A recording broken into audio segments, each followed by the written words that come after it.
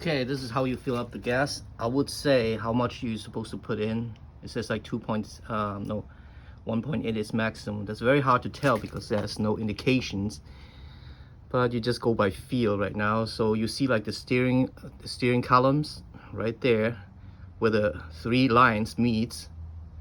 That's where you need to stop, the middle of the 3 lines. That's how I determine it, because as you can see, the tank is pretty much fill up. If you go a little bit over, you can see it's just a little bit gap left. I would not overfill this too much. So I'm suggesting where the 3 lines meet of the steer tube columns with the metal from the inside, you can see it. The 3 lines meets in the center. That's where I would stop it. It's very hard to tell if you don't have a flashlight, but you can go by eyeball it. So I'm just guessing where the 3 lines meet, that's where you need to stop putting gasoline in. So this particular gasoline tank, what I have, is kind of complicated to put it together, but this one has like a release security. So in order to get more gas, even though you pull it, there's no gas coming out. There's like you have to pull it back. You push it back and then gasoline is coming out.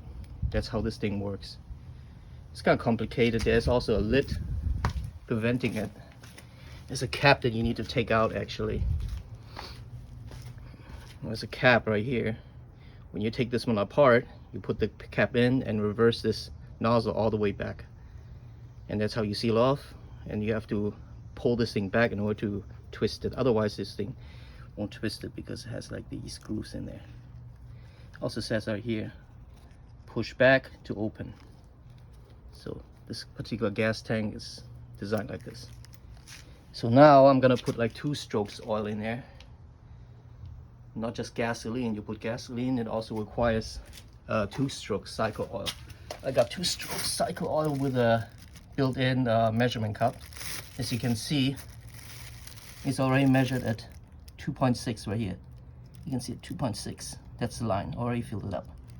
How this thing contraption works, you squeeze it here, squeeze at the bottom, and then this one will float in this reserve tank. And that's how you can tell that you reach up for this thing, the Tomos takes like 1.8 gallon. And for 1 gallon, you need 2.6 odds flots, 2.6 flat odds measurements for a full tank, which is 1.8. And that's how you do this. So it's already been measured. It's already 2.6 right here. All I have to do is just open the cap and put the remaining 2-stroke oil in there. And that's it.